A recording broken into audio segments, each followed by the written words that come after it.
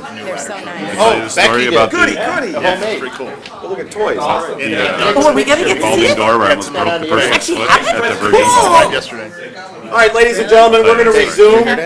We're going to resume the budget meeting. We're going to go back and to our agenda, and we're still ahead of schedule.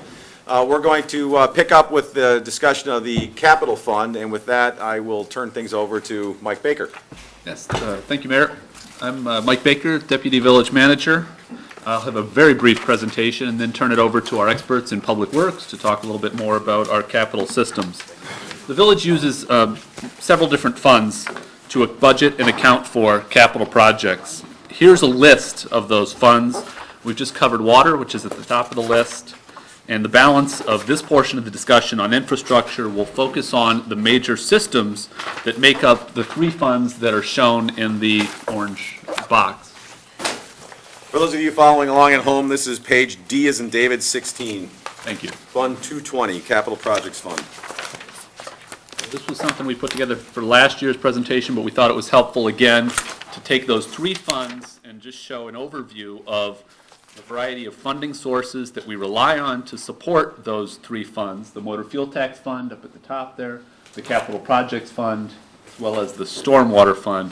I won't go into a lot of detail on the items on that list, but as you can see, the capital projects fund has a variety of funding sources that supports several different capital systems and types of expenses. I do want to draw attention to a couple of items that appear in the capital projects fund under the funding source category, really for the first time. The local gasoline tax is being shown there.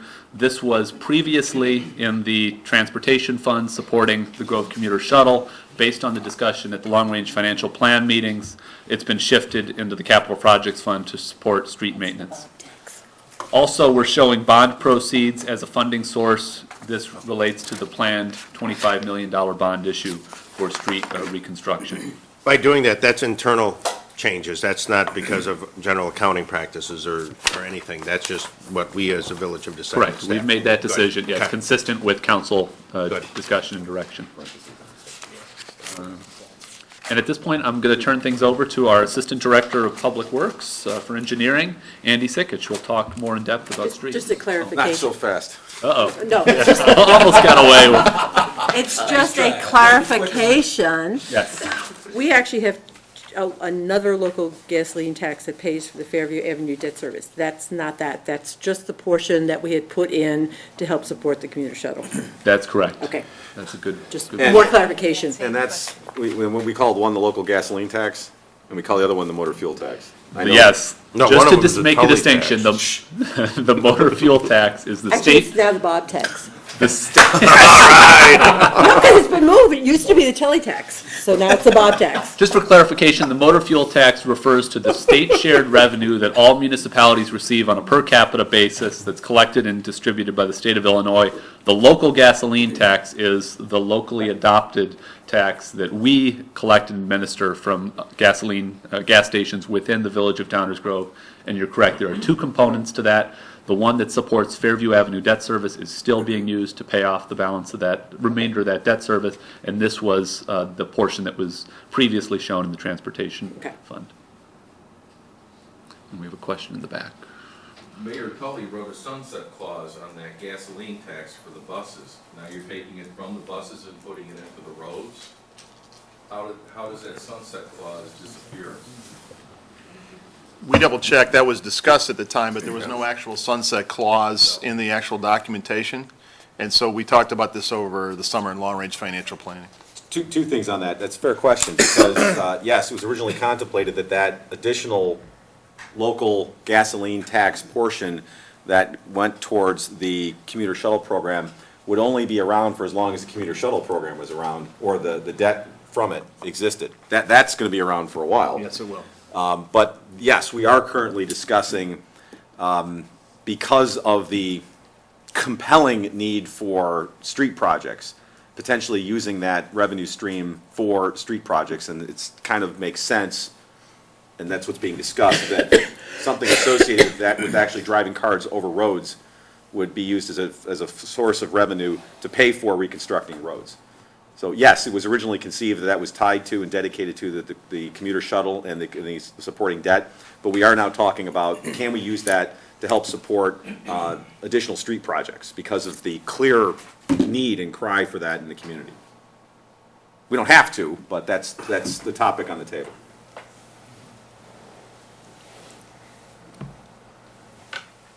Turn it over to Andy. Thanks. Good morning. Morning, Eddie. Morning. I have to apologize, I've got a little bit of allergies, I think, so if I have to clear my throat or if I get raspy, I apologize ahead of time. I was born the right way, so. Yeah. All right, the village's objectives for the street program are pretty straightforward. We strive to maintain our existing streets at the most cost-effective level. In addition, staff makes every effort to coordinate the timing of our street projects with that of other infrastructure projects, such as water mains, storm sewers, sanitary sewer main replacements, new sidewalk construction, and so on.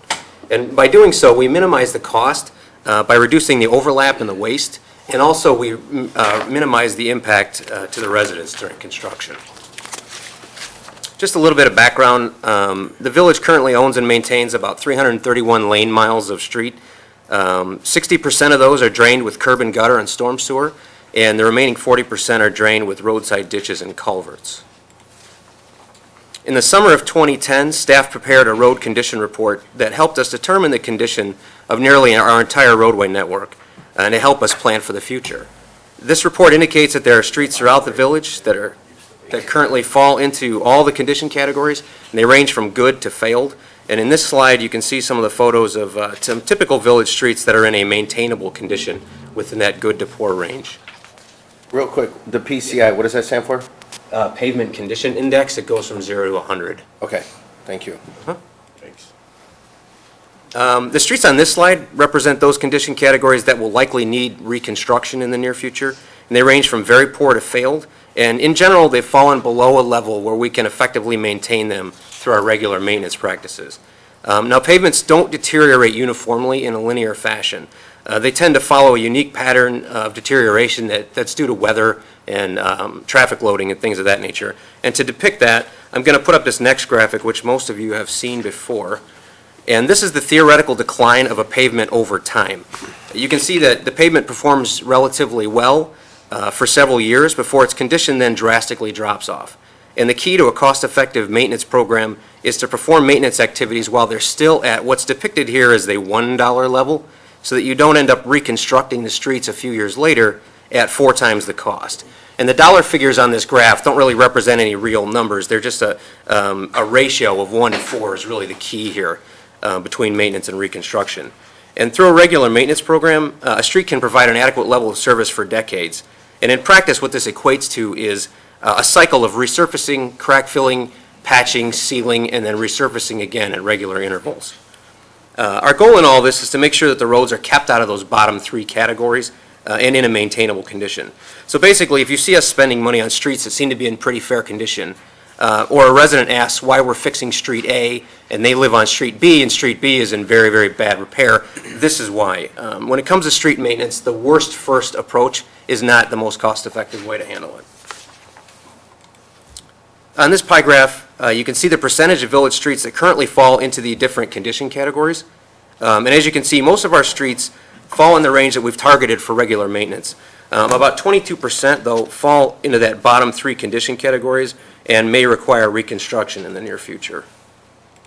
Can you, just real quickly? Sure. Go back, please, if you don't mind me asking. No problem. That 1% of failed, Yep. where's that on the next slide? Which you're going to go to, I probably jumped the gun here and asked you, sorry. A great number of those are in some of those top, the Nottingham subdivision, the Valley View subdivision. So a great number of those failed streets are in the subdivisions that are planned for So reconstruction. that 1% we're taking care of right here? By and large, yes. There's a few scattered throughout the village that we take care of on an individual basis, and you'll see there's that others category. There's a couple that we're going to handle this next year. So, but by and large, most of those are in the larger recon projects.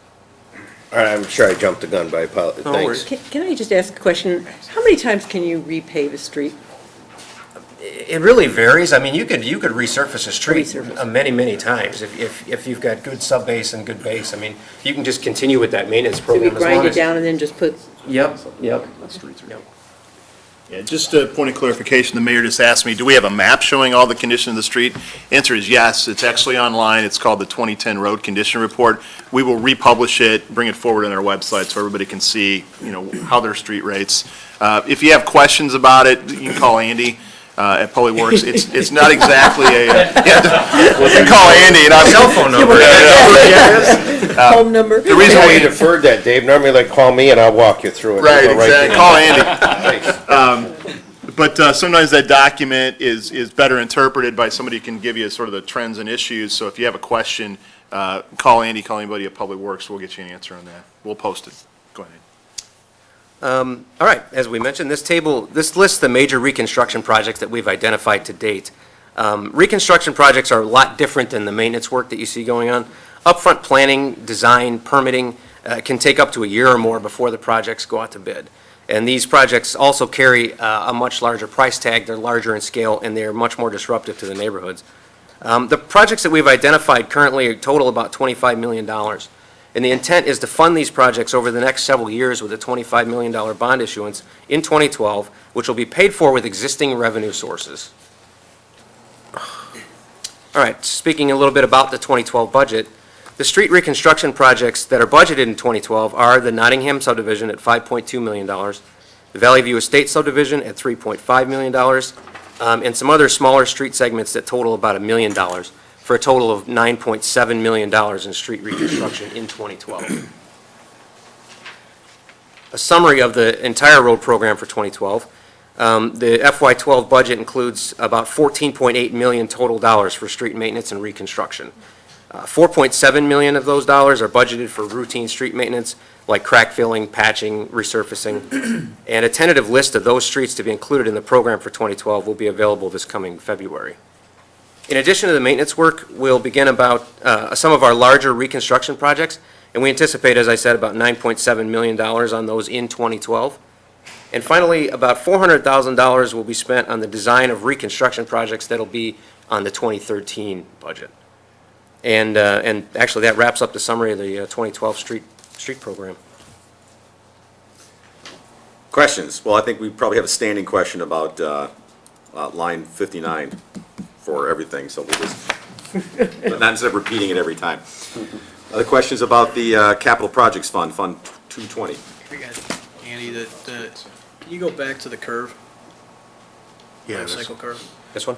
So, this is something we talked about last year, and I think it's probably true that the realities of our economy combined with political will of this group.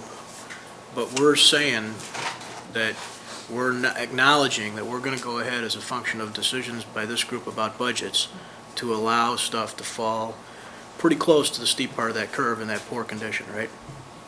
Yeah. I mean, we're saying, you said the bottom three is what we're trying to stay out of. If you go back to the pictures, can you go back to the pictures for a minute that show Sure. the first four categories? Yep. You know, category 4 is one that I am certain, because I hear about them, that people think is a street that needs repair. You know, it's not good enough for residents.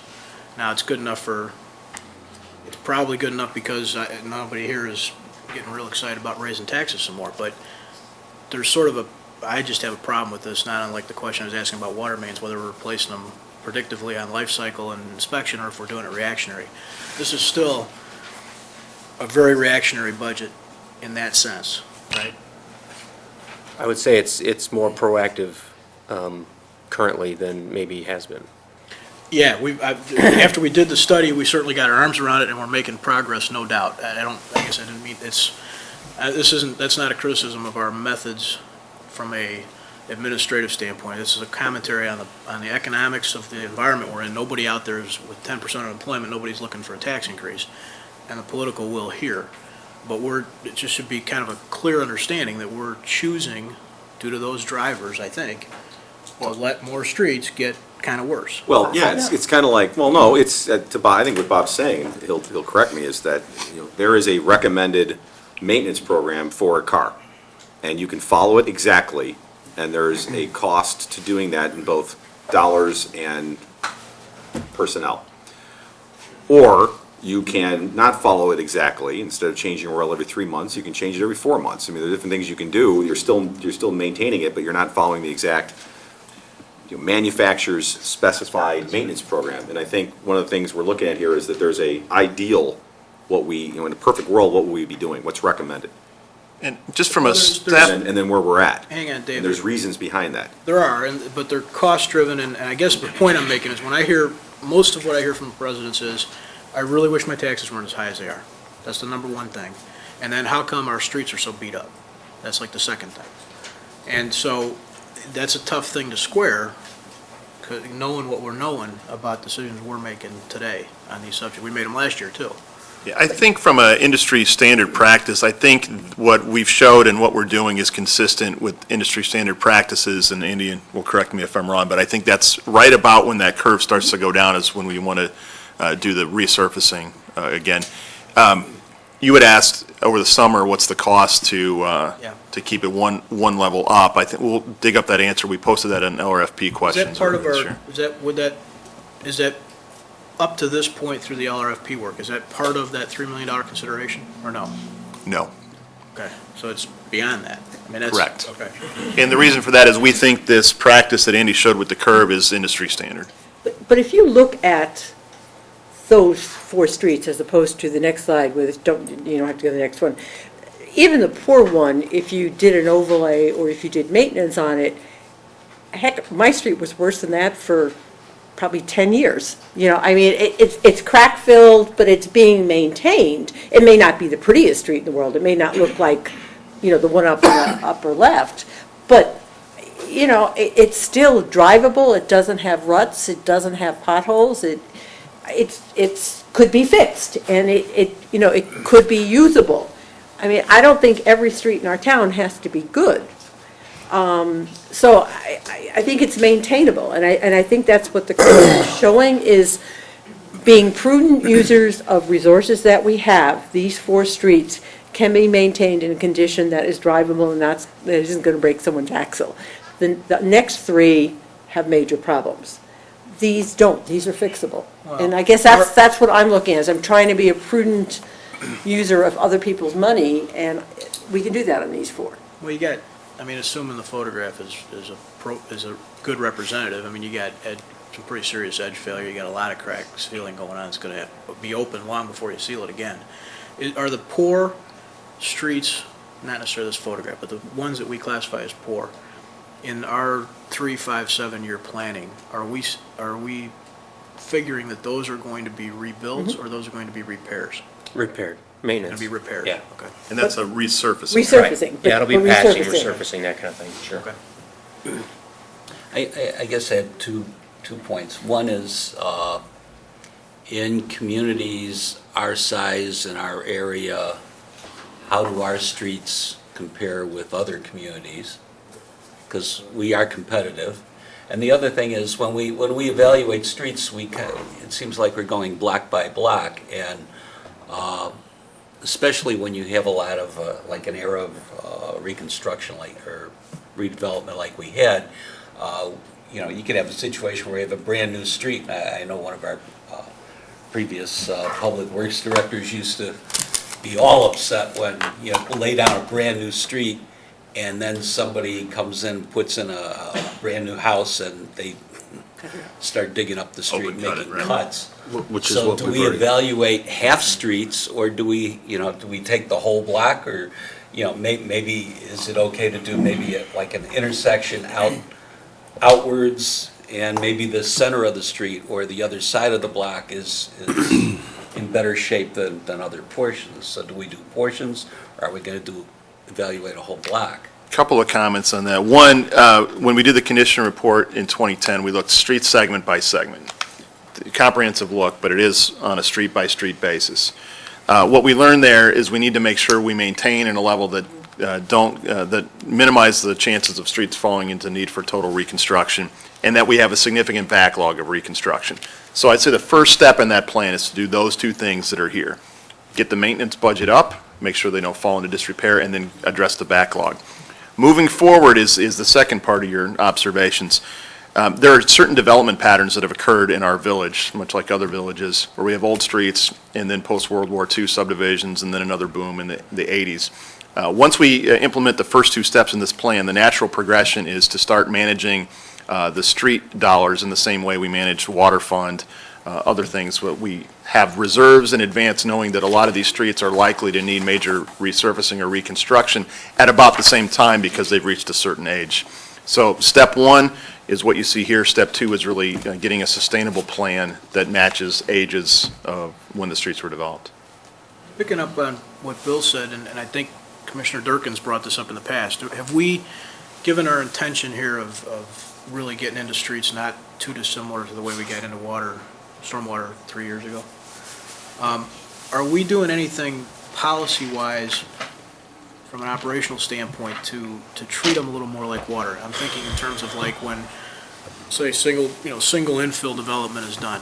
I know Commissioner Durkin's brought up the past, and I think Bill was kind of talking about when we Yep. tear stuff up in small segments, not us, how well we are we doing anything to get tougher and stronger about that? Yes, we have. In fact, with the arrival of Nan and Andy in the current team, that's one of the first things we looked at. We have changed our practice on the permitting. When it's possible to auger or directional bore, put in utilities without open cutting a street, we require that. The only time you'll see any open cuts anymore is when you have a sanitary sewer that's so deep and in the middle of the street that directional bore is not an option.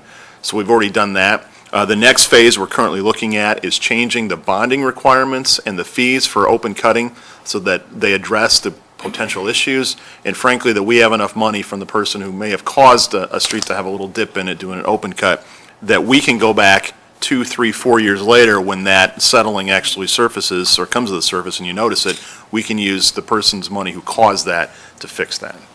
It's a little off topic, but from this commissioner's standpoint, that whatever you guys can come up with, I'm going to be behind, even if we get a lot of negative feedback from the people doing the work, because Yeah. it's an investment that we're taking everybody's collective tax dollars and doing. We got to protect it. So we have gotten a lot better at that in the last couple of years with changes in practice. That's good. Agree completely. I have a question. 48 contributions, what is that in the revenue side of, You're looking at Fund 220. yeah, sorry. So what I'd like to recommend is, there are several systems within the 220 fund. We still have to do sidewalks, and sidewalks is the other component. So if we could hold those questions particularly, it also gives Judy a chance to actually dig up the answer. And then when we're done with capital, I think we can address all those line item Yeah, questions. sorry, that was my fault. I jumped ahead to some of the line items before you were done with the presentation. That's all right. Streets. Yeah, going around. Go ahead, Sean. Yeah, thank you. A couple of questions. Can we go back to that picture, where that one. No, this one. When we do a reconstruction, because it's repair and reconstruction, right? Those are the two categories? Maintenance and reconstruction. Maintenance and right. reconstruction. So when we do a reconstruction, that bottom picture on the left, Yep, that's a curb, yep, or supposed to be a curb. yep. So if we were to come through there and do that, and I assume that's a reconstructed street because it's failed, Right. we would tear out that curb, right? Right. And would we put in what I would refer to as a standard curb like we see on the south side, which is a curb and then they have that little, 9 inches, 6 inches, Typically, we would put in a 6-inch Curbs on barrier the south curb. side? and sidewalks, and a 5-0 football team? That was low. It's a fact, I'm sorry. I could say, anyway. So would we put that type of curb in that replacement, or would we continue with what's there? Typically, we would try to put back a 6-inch barrier curb with depressions at each driveway if possible. So that would be replaced? Yeah. Okay. So that's not today's standard curb in our village? Well, this one looks like it's been overlaid because there is no gutter left. That's what they call it, the gutter, Yeah. the 6-inch gutter, okay. All right. Okay. I know we haven't spoken about it for a while, it's a couple of years.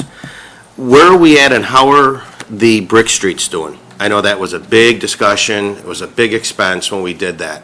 How are they going so far?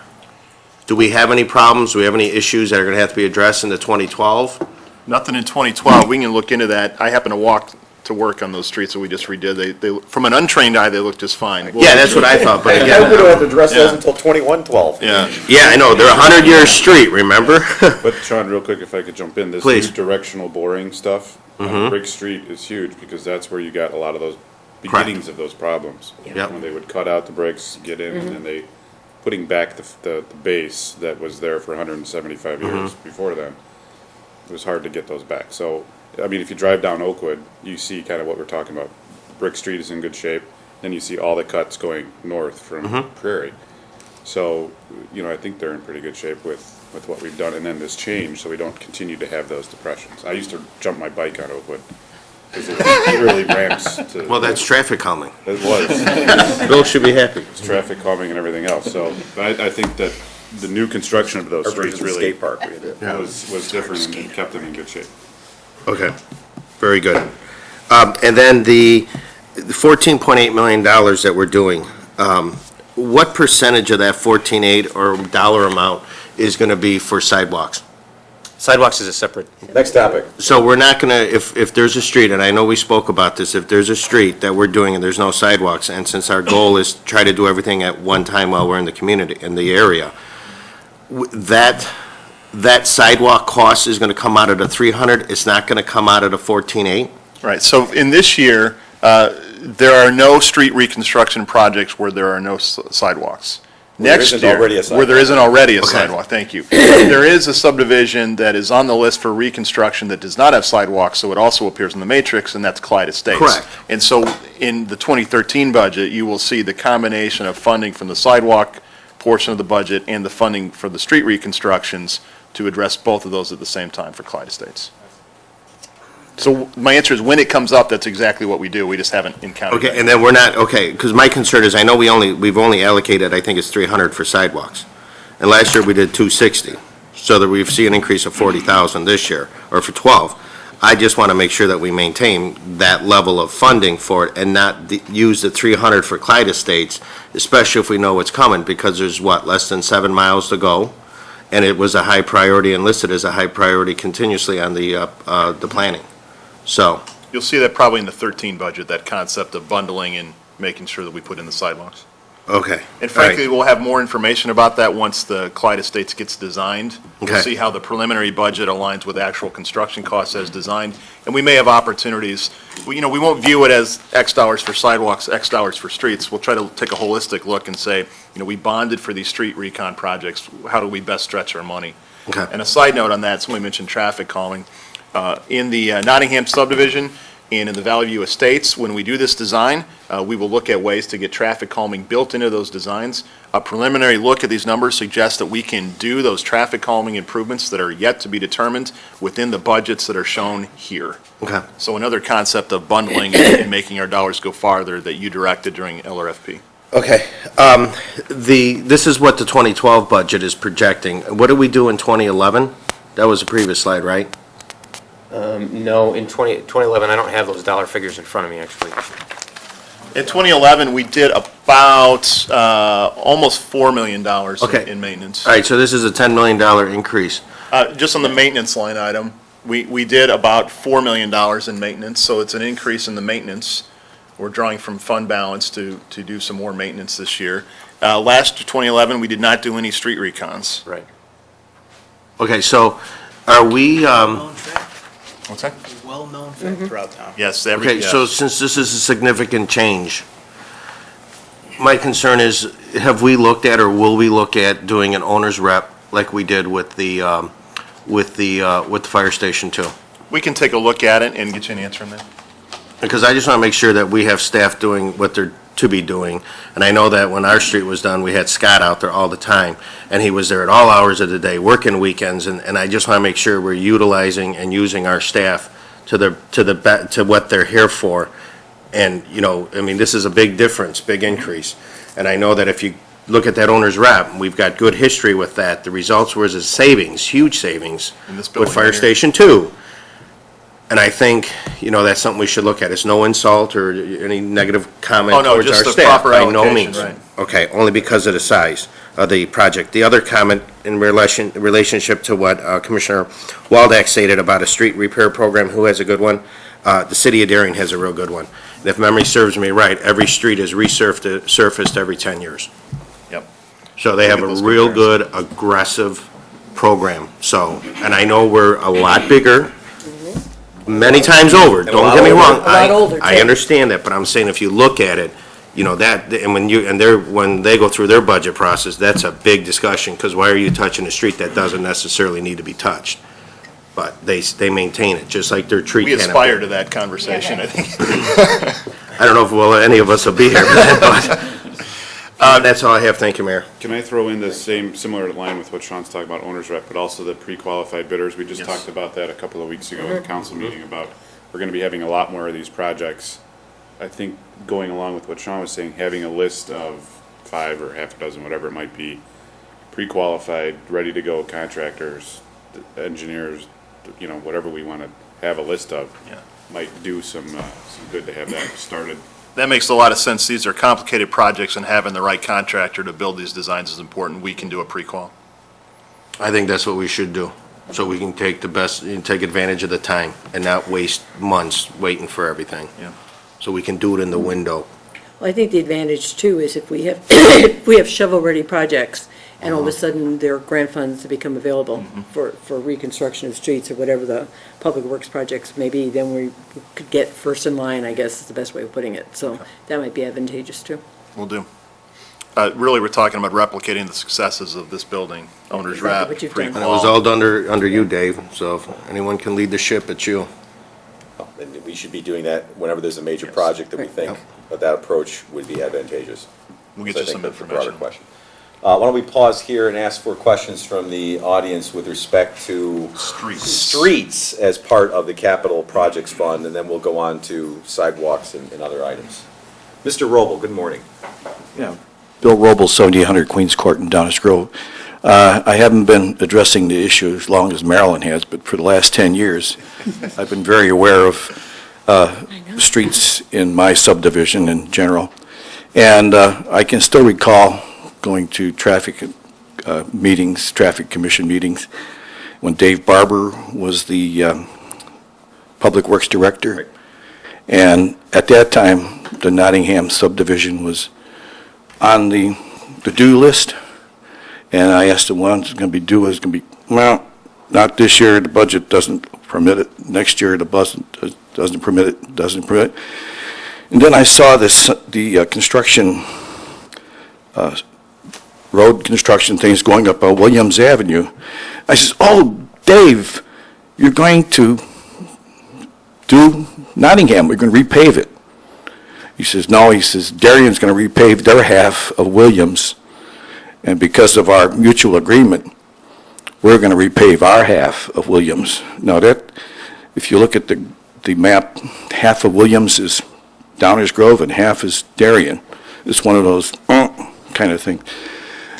So I was going to point this out to you, that when you were giving your graph about the down, and if we had attacked it later or earlier, as it was originally planned back in, I think 2007 or something like that. I don't remember how long. Barbara's gone now, but we would probably have saved all these ancillary patch jobs, resurfacing parts in here, and Nottingham's a good example. I'm using that as an example. But as Sean mentioned, and later on you took the discussion just where I'd like to see it go, too. You have a dedicated fund, and I think you're looking the right way, and as I want to compliment everyone here at the table, this is the way to go. It's just as important as stormwater. It's just as important as police and fire. You have to have good streets, and you need a dedicated fund so that things are done, not because it's collapsing or because people can't get into their driveway, but because it's a planned maintenance. And I have to say, Sean, you're right. I watch my streets I'm on the tail end of Nottingham. My neighbors are Darien.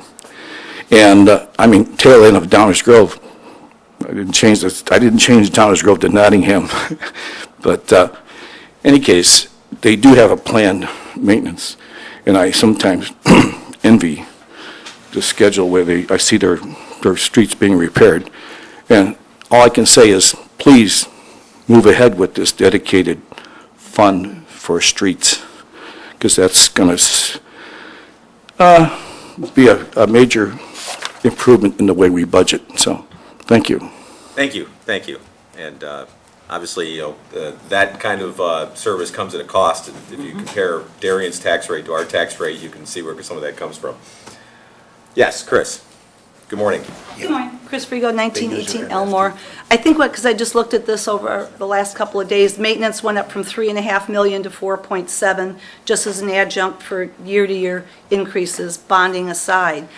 I know you touched on it, Dave, and that's only why I'm bringing it up now, but you know my feelings. I don't think there are safe places to drive, or no road is safe if there's no safe place to walk or drive, and if people have to walk in those streets, it's even more complicated by the condition of them. And I think the example you had up there with the 4 pictures showed the failed and most serious with no sidewalks. So you've got people already in a dangerous situation.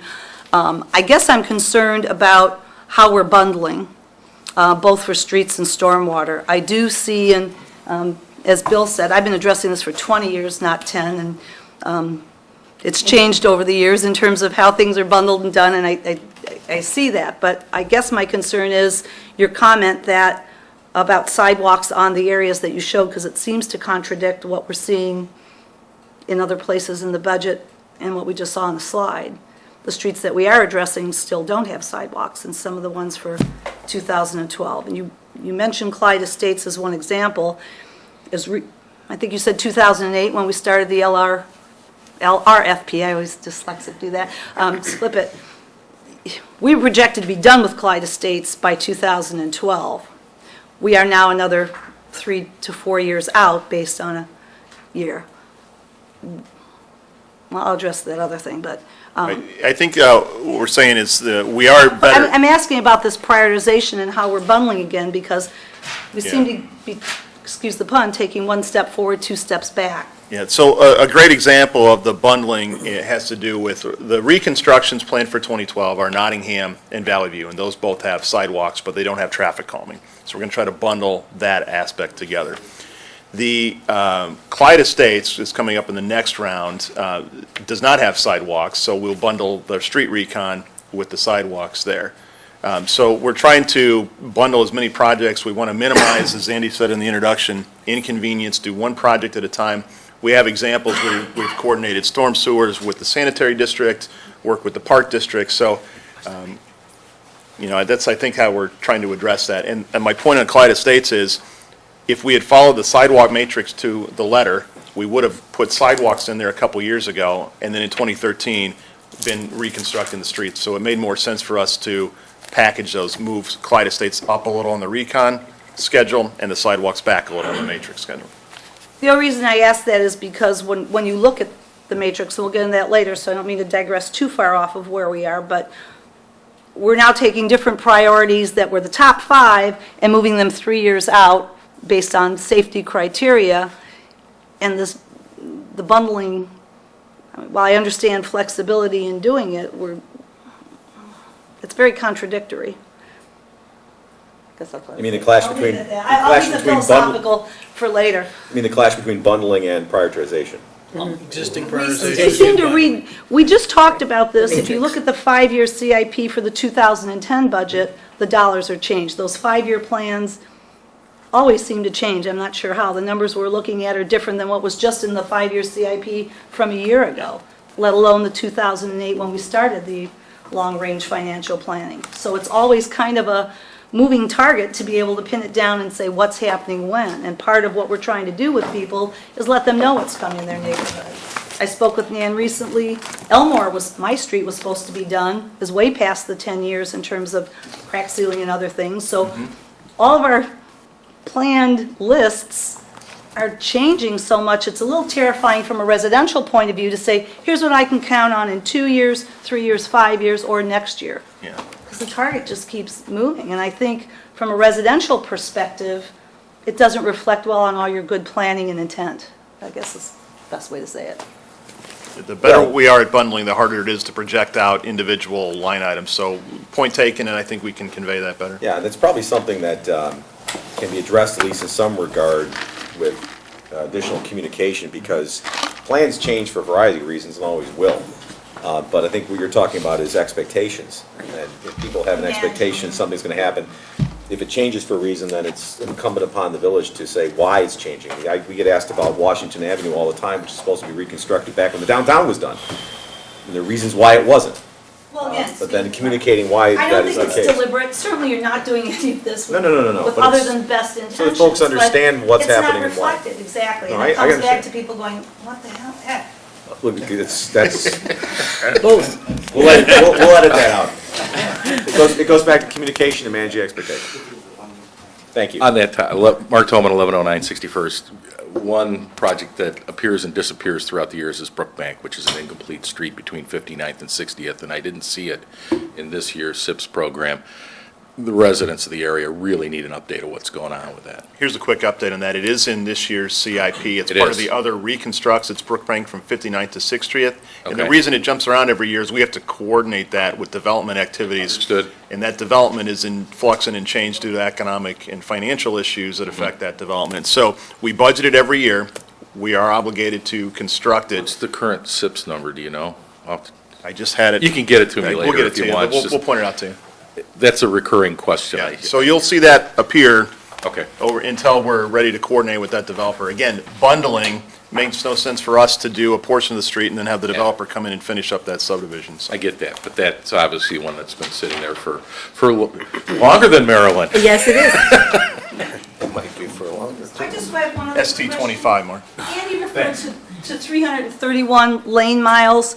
The language for a long time, and perhaps we're just shifting, has been 165 center line miles. Yeah. Maybe for I keep losing this, don't I?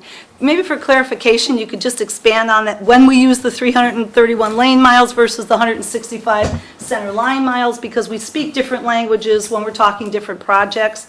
And again, in terms of trying to perceive completion of these, it becomes very confusing and appears conflicting when it's not. It's just a different semantic.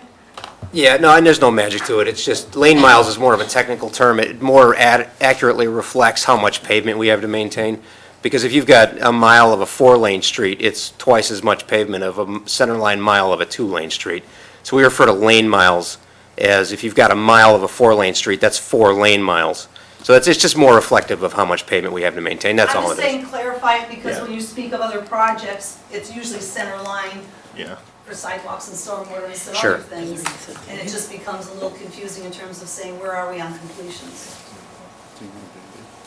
Maybe if there's no other questions, we'd like to move the scalpel. Yep.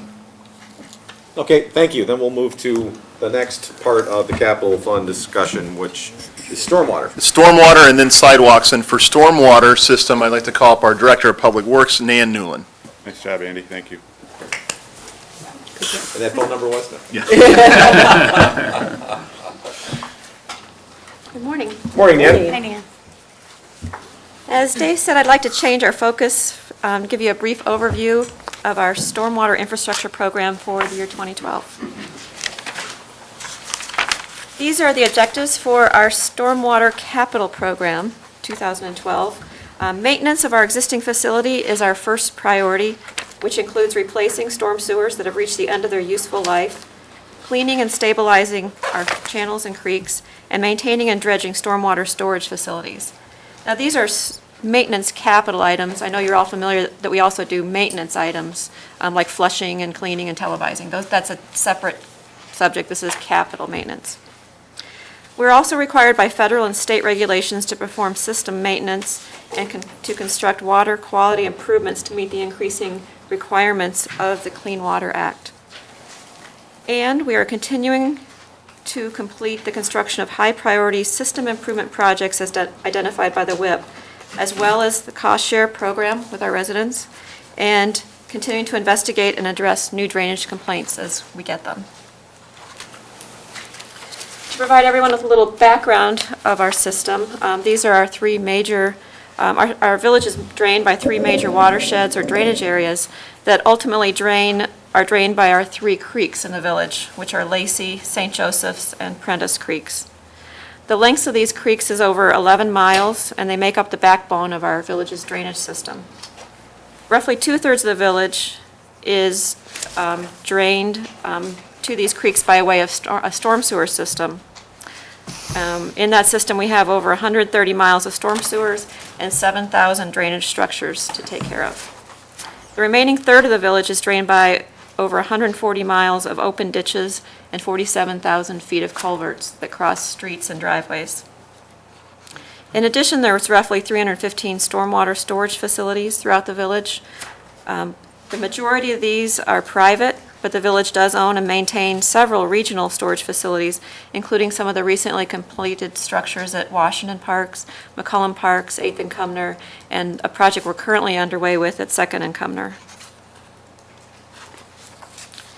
I mentioned earlier that maintenance of our system is our first priority, and this slide shows you some of the more dramatic examples of the importance of maintenance of this system.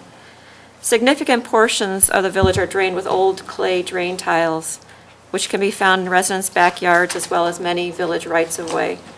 These photos depict some of the most seriously deteriorated drain tiles that we have found, and it's critical that we continue to investigate these tiles and some of the older storm sewers throughout the village and address the long-term maintenance needs of this system.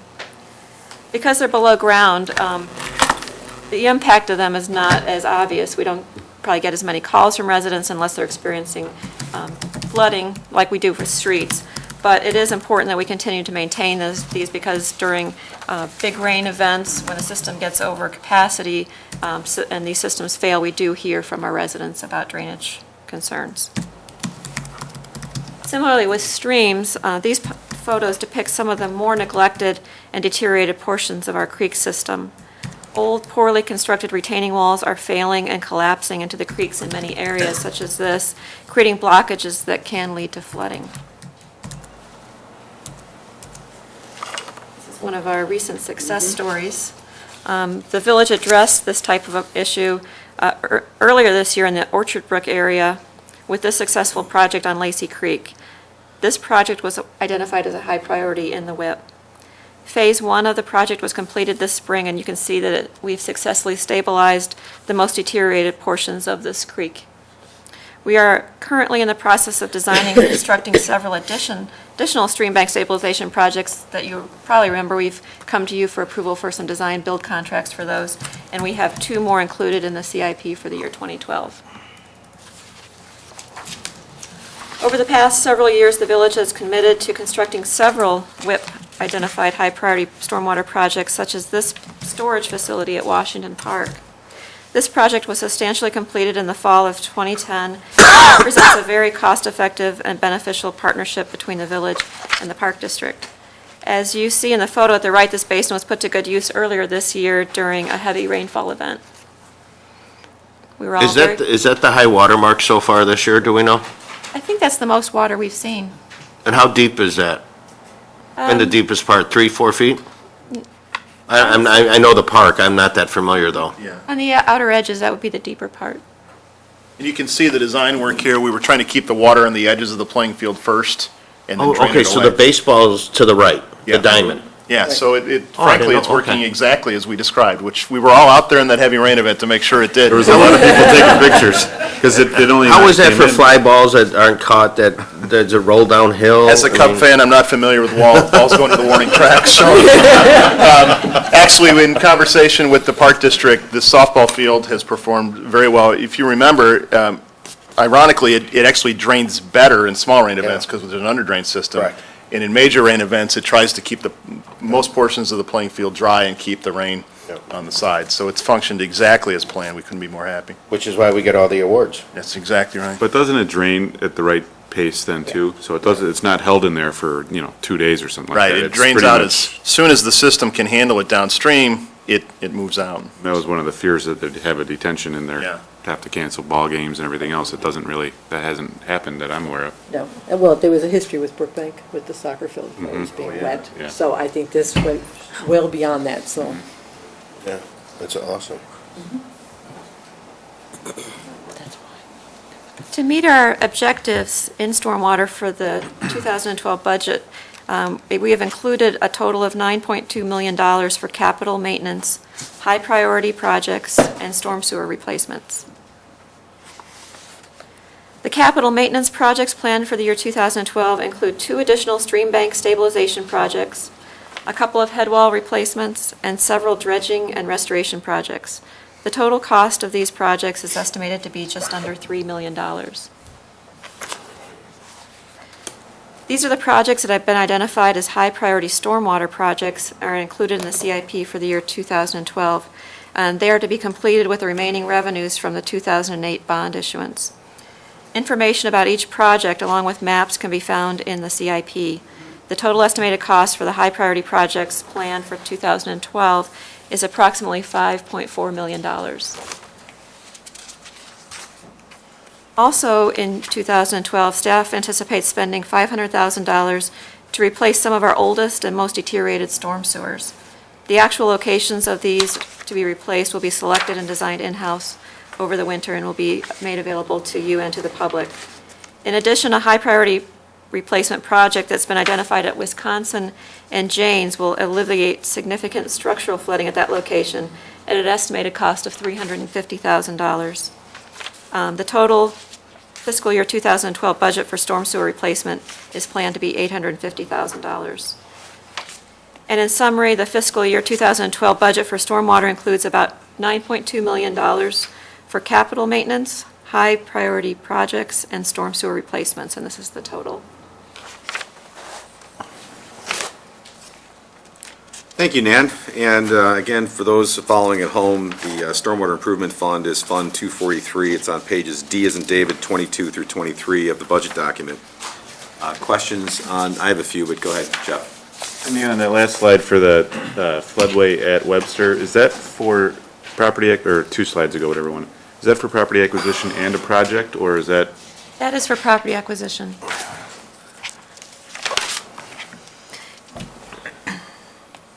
Can I ask a question? Yes. How do you determine the priority? Is it based on, first, we're going to try and do all the stream bank stabilizations, or do you think about your impacting the most residents with the improvement? How do you make your list? The prioritization on these types of projects was established in the Watershed Infrastructure Improvement Plan, the WIP, and basically it captures what you're talking about. The high priority ones were those that caused structural flooding, flooding in people's houses, people's businesses, and the road flooding that would cause us to have to alter our public safety response. Those are the highest priorities. The high priority projects can be anything from storing water where it doesn't have a place to be stored to stabilizing edges of stream banks because they're causing structural flooding.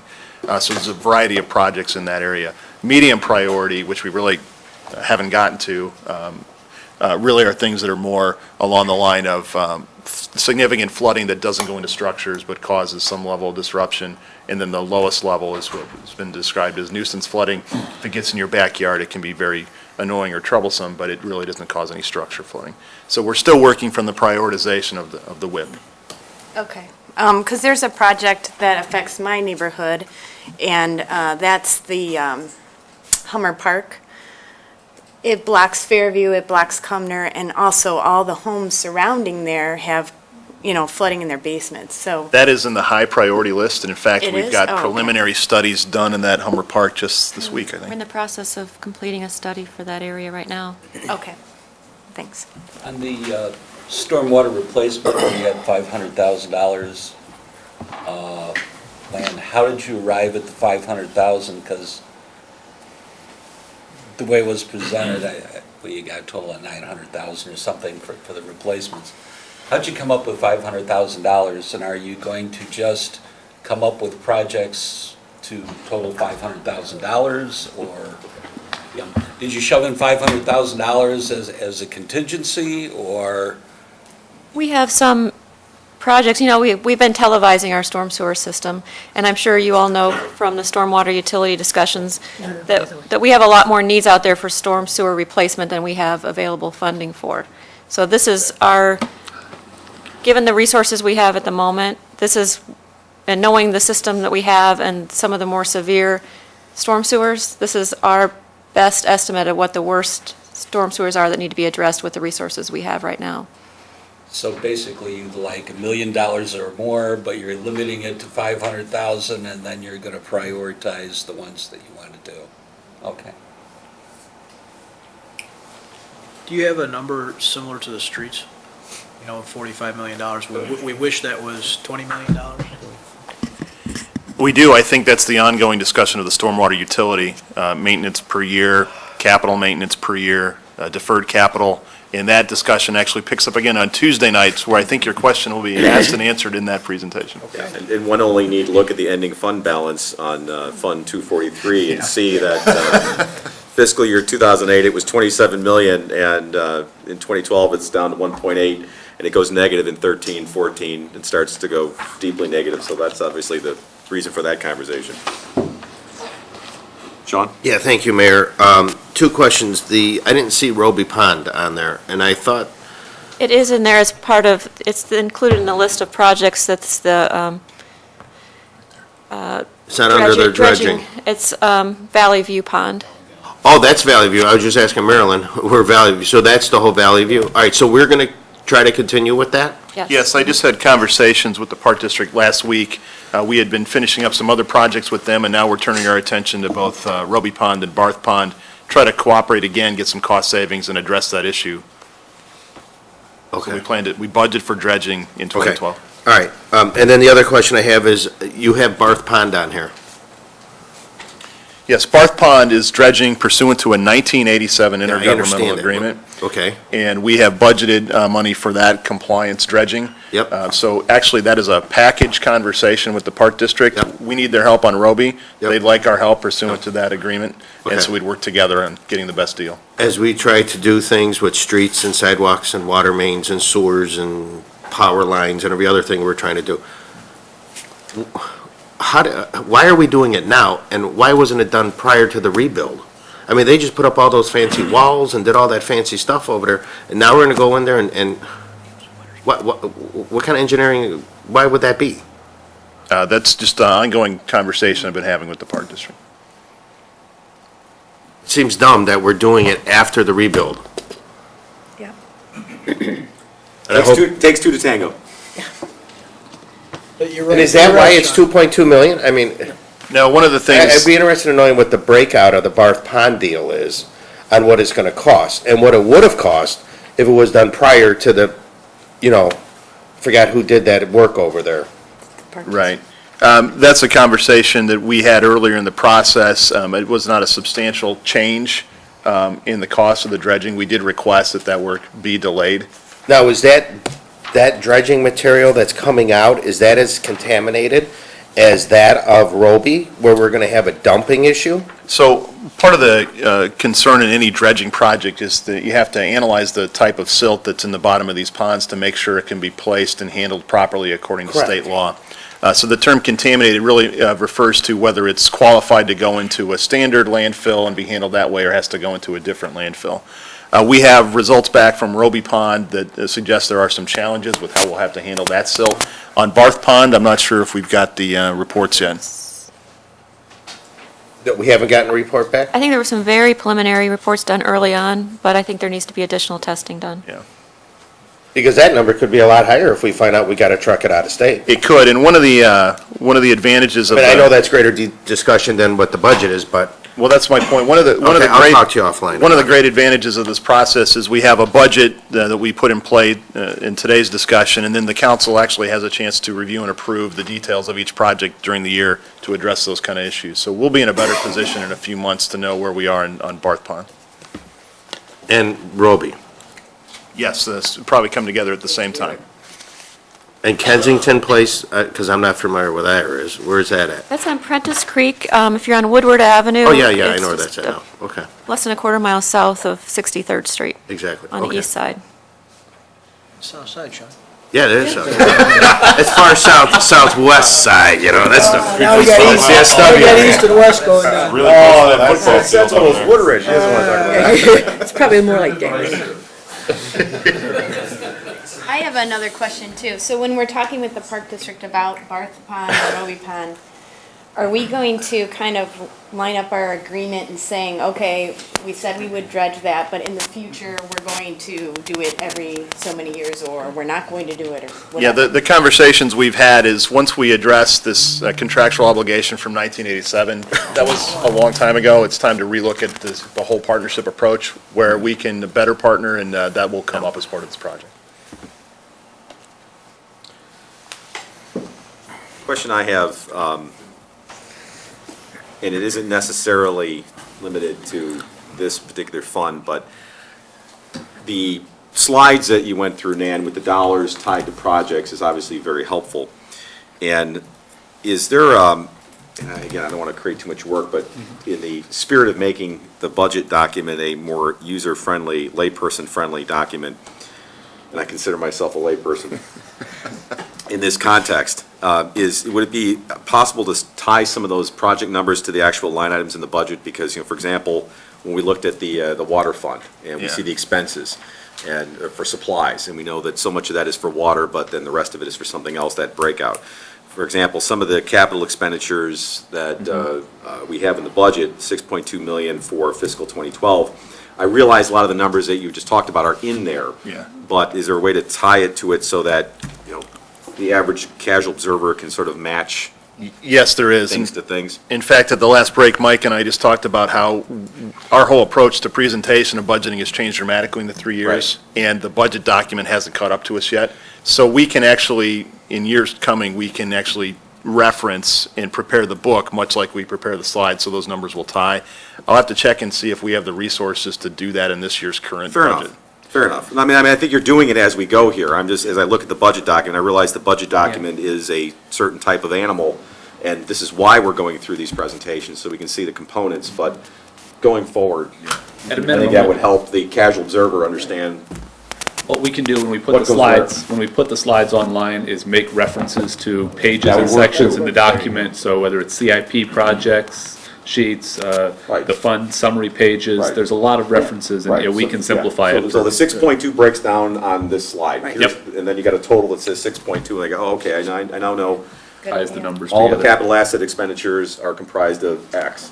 I think more so if a resident's trying to figure out if their project is included in that 6.2, it's easier for them than having to go Right. through. Where do I see the actual The project? CIP or wherever it may be, trying to figure out, okay, does that really mean I'm going to get it this year? Because, and no offense to it, but people want it as easy as possible. Absolutely. So- So I guess the answer is yes, we can do that. Great, excellent. And then obviously, just to reiterate that, looking at Fund 243, the ending fund balance, obviously, in the next couple of years, we have some significant expenditures that we don't currently have revenues for.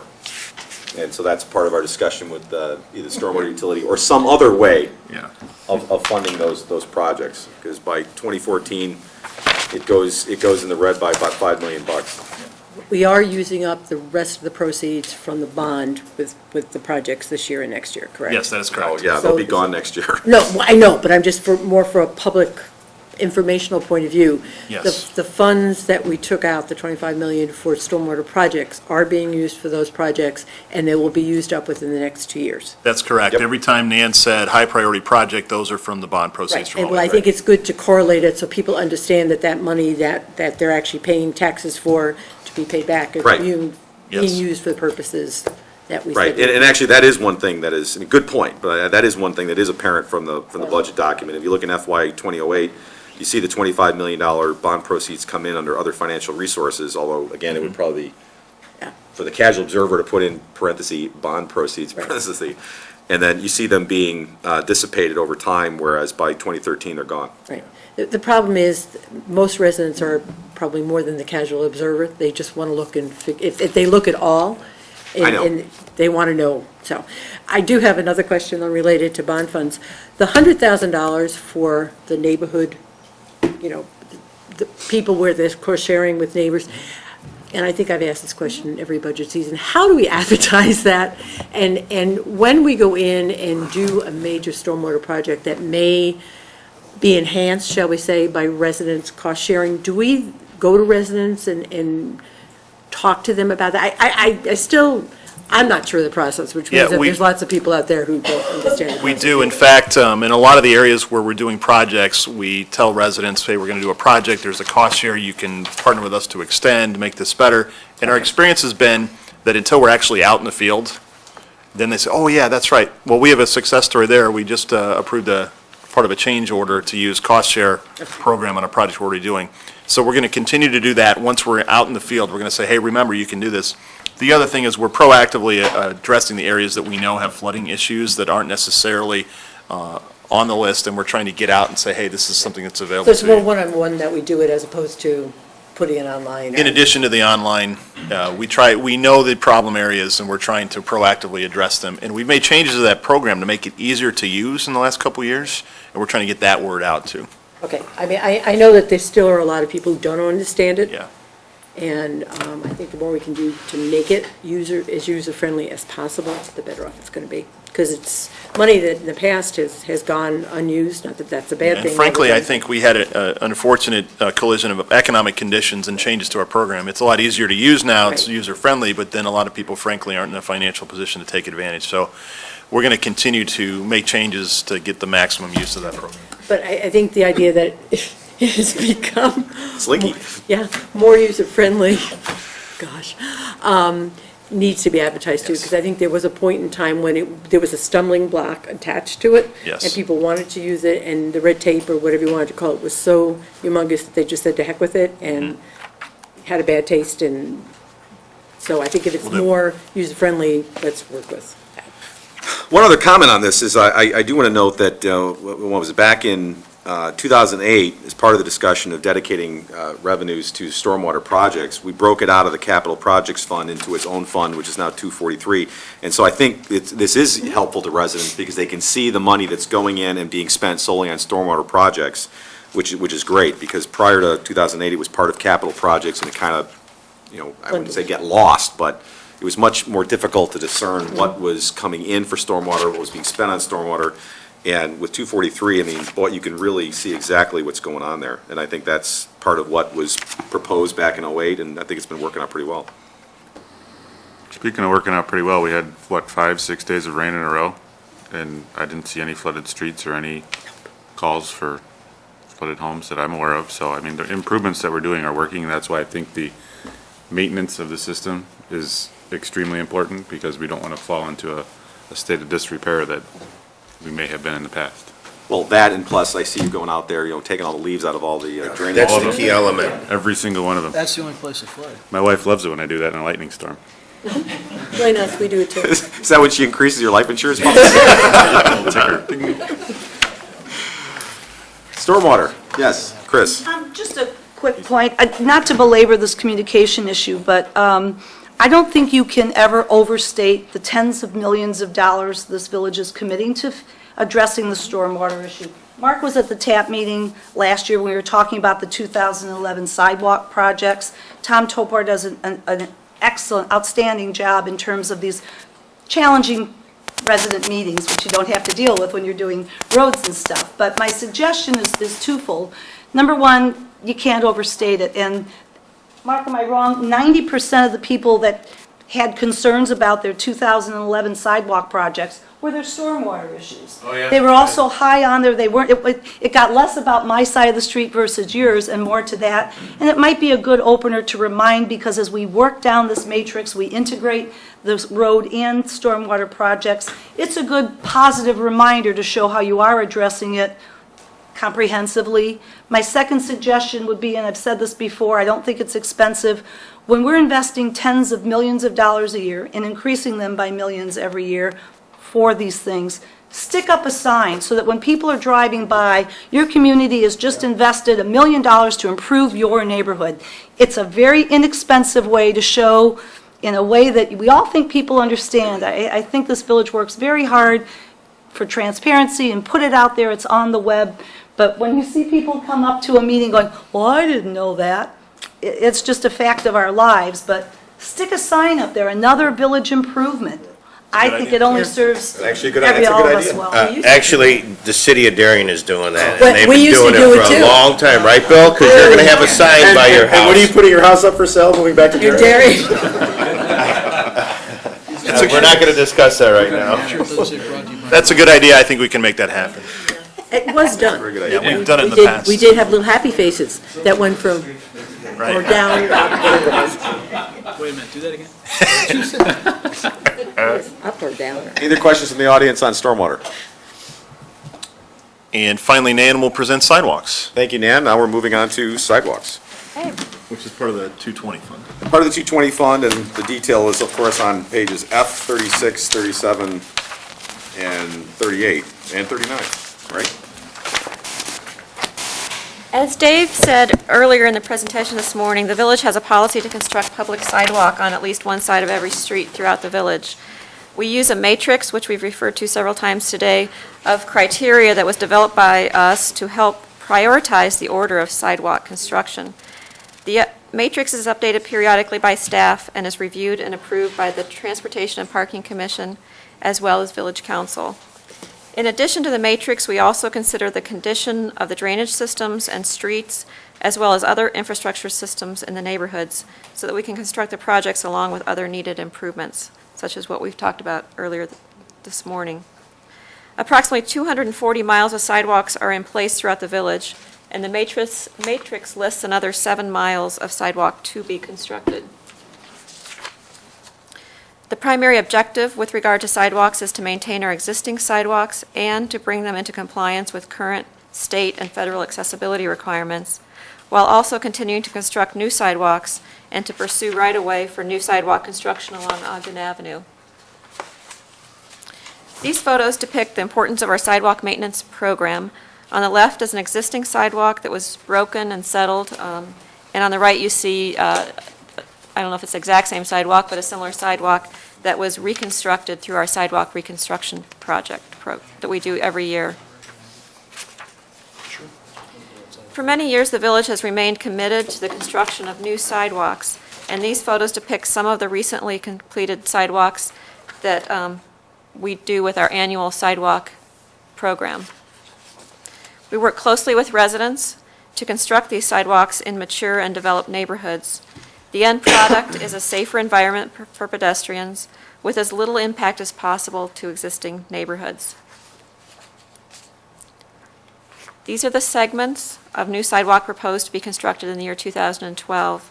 They total approximately 6,500 lineal feet of new sidewalk, or about 1.25 miles. The Transportation and Parking Commission will review the updated sidewalk matrix next week at their meeting, and we will begin our meetings with residents in these neighborhoods. Those meetings are tentatively scheduled for November. It's the first of a series of 3 meetings that we typically have each year with the neighborhood. The planned sidewalk projects for 2012 are shown on this last slide.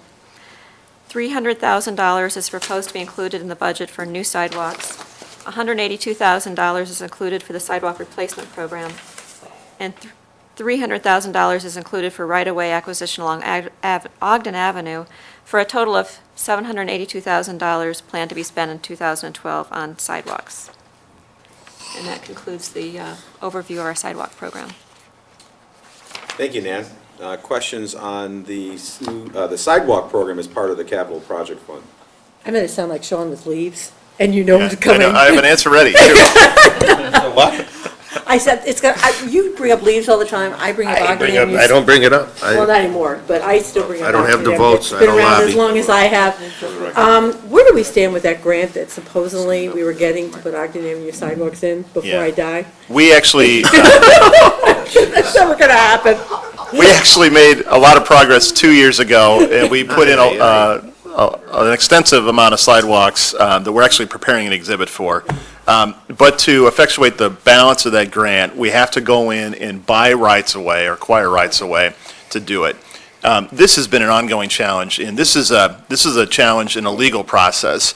IDOT requires a certain acquisition process to be used, which is makes sense for them and what they do, and it's very cumbersome at the local level. So part of this is trying to budget in the Ogden Avenue TIF fund enough money so that Enza and her team can contract out for additional help to use the IDOT process to get that right away. Once we get that right away, then we can use that grant money that's sitting there. So we still to go do have the through. money. We do still have grant money. Okay. We asked for some additional grant money to help us with the right-of-way Okay. cost, and that is one through the Illinois Jobs Now program that we've been hoping to get but haven't gotten a positive word on. I mean, I kid about this, but this has been going on, I mean, Chris talks about 20 years. I think this has been going on for over 20 years. So it's just very frustrating. And I know sidewalks is frustrating in neighborhoods to Chris, but when I see people walking in the street on Ogden Avenue, it really scares me. So, okay, so it's more right-of-way issues now than it is anything else. And as we pursue the OASIS grant program, and we get that right-of-way, or have people actually put the sidewalks in, they are coordinating with NAN or with Public Works to make sure that, excuse me, that's being put in where we want it. Yes, we're acquiring easements where needed and requiring the construction of sidewalks with the projects. Okay, so, and I don't want to belabor this, but any improvements that are now being made on Ogden will be coordinated with sidewalk Yes. improvements, or at It's least- part of our plan review checklist, to make sure that the sidewalk program is in it. And again, a frustration level, but when Lyle went through this, and Lyle got all their sidewalks put in, was it just the fact they didn't have right-of-way acquisition problems, and we did, or? I certainly can't speak for Lyle, but I can tell you the challenges we face on the Ogden Avenue right-of-way are extreme. Okay, no, and that's fine, and I do kid about this, and it comes up every budget meeting, but literally, I really would like to see these get done. Okay. One other question on sidewalks, where does the GAP program fall into the $482,000 that we're actually spending? Is it replacement, or is it considered new? Gaps are considered new. They are not part of the matrix. They make up about another mile total of sidewalks, and they are currently not in this proposed budget. I guess from my perspective, and I would like to see those gaps finished, because I think they are extremely important to getting the system. I mean, if we can get, and I'm sure we have it somewhere, the estimate of what those costs are, if it's, I don't know what they. Yeah, there's I'm sure it's in actually, here. an 'cause I- attachment. We'll highlight, there's a report But if we on could it. find out exactly how much that is, and look at the possibility of maybe trying to complete that quickly. I just think gaps are important, because if a kid's walking and you have a sidewalk and then you have a space, they gotta go out or whatever it is. And if we can fill those in, not using the 300, perhaps using, and you're finding this as I speak. About $200,000 in, no, I mean, about if $1 we million could- in total gap, How if much? I got this 200? right, about $1 million. That seems awfully high. Hey, Barbara said they were completed 7 years ago. I know, that's. Well, we'll double check these numbers here. Okay, if you could, and I don't need it today, but if you can get a report as to how much gap we actually have, what the cost of completing that gap is, and perhaps if we could add 50,000 or 100,000, whatever it is, to, Judy's looking at me, God, where is she gonna find this money? I'll have a bake sale. I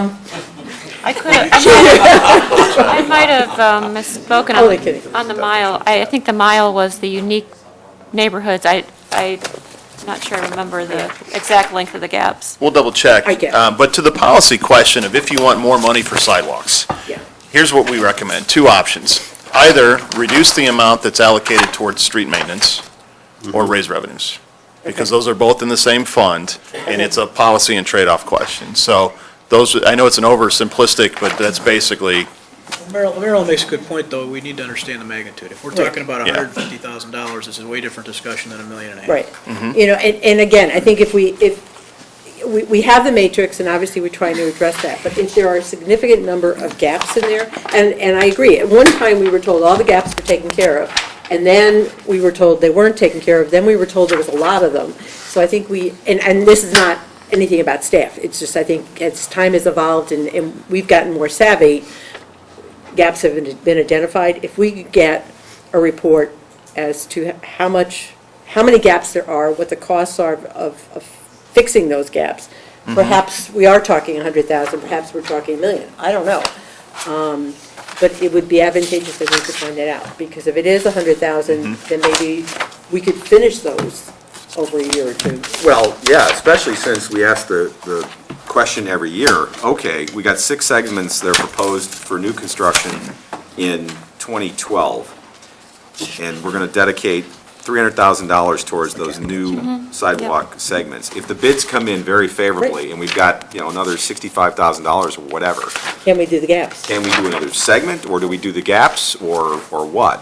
And I guess it does depend on what the cost is. My Because concern- traditionally, what we've done is we've gone to the next segment on the Matrix. And I understand that, but what I'm concerned about is, obviously you want to finish the matrix, what I'm concerned about is when you have gaps, you don't have a safe walking. It really diminishes the value of the Right, I sidewalk. mean, it makes no sense to have, a little bit, and not have them connect. So I think what Right. we really need to do. We need to know what are gaps, where are they? Right. What's the cost to eliminate Fix it. those Yep. gaps? And I don't mean to make more work for staff. No, we think we have it done, so we're just going to verify, you because do. we got a certain reaction from Chris, who I know follows this stuff very closely. she does. But we'll make sure we have the accurate numbers. Okay. And then we'll take policy direction, especially That's if the question is, if we get a good bidding environment and some savings, should we do gaps?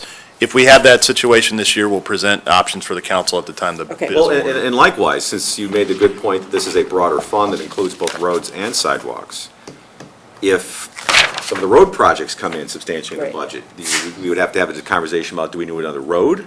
Or do we allocate towards some of that towards this? I mean, Well, it's within the same that's why the fund. magnitude's so important. Correct. because Yes. In that $10 million of the road stuff, that's obviously an estimate. So if it's 9.7 or 9.6, what's the difference? I mean, if the answer to this was $100,000, then it's kind of almost immaterial. Well, and I think in particular, again, not overdoing the gap business, but if, we need to get the handle on the magnitude, and then if indeed it's not as large as $1 million, Yeah, we could fix it. and this is a knowable thing. I mean, we can Right. walk around, we can all split up right now, walk around and find out where they are. Right, Take a notepad. yeah, So we certainly have that report I know you prepared have it. already here, so we'll double check that it's accurate. okay. I know it's there, and I remember looking at it, Mm-hmm. but if we could just make it a simple. Sure. Is it a matter of walking around and looking for them? No, we already, we That have was them done. all That identified. was done. I was Yeah. gonna say. if It's you- mapped somewhere, it's already just a mapped. matter of. Why, you want to walk? No, what I was gonna say, it's a matter of timing, you can always get the students over the summer to do something like that. We definitely have all the information. We're just going to double check our linear foot calc and our multiplier on a per square foot, And per give linear us a foot. net figure Yeah. as to what that Maybe I would walk cost. in the That's section of all. town, and I walk the dog. Can I ask a question? I think I've mentioned this before about how some schools have they don't have it on both sides, so it creates kids to have to walk.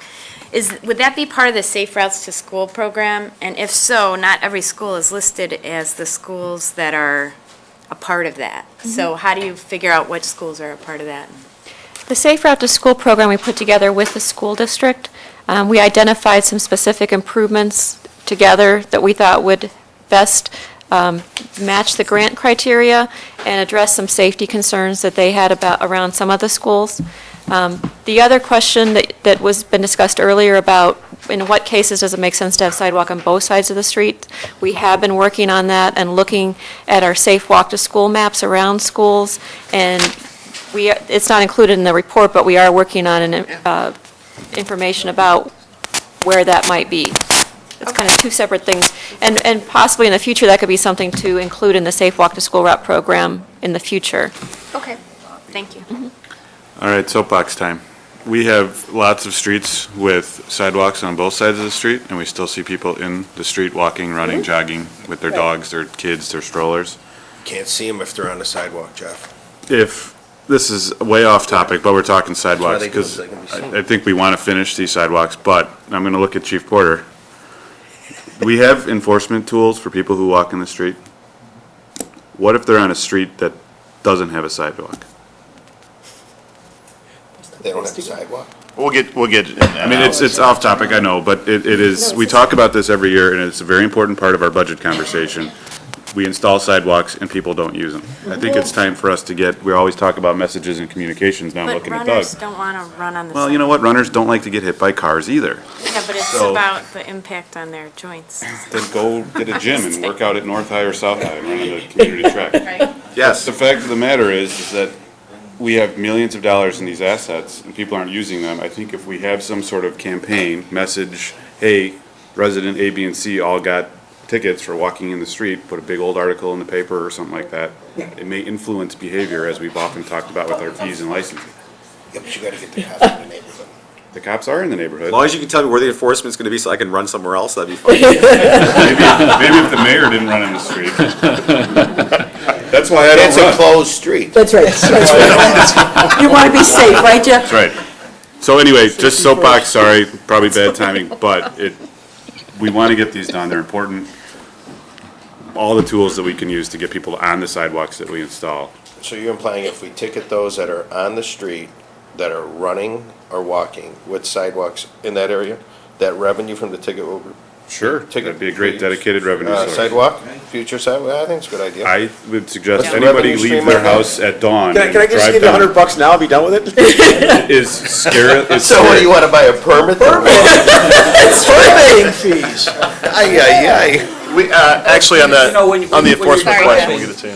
When you're driving, you know, you're always concerned about bikes and dogs and people walking and running in the street. But, you know, when you're actually walking, and as someone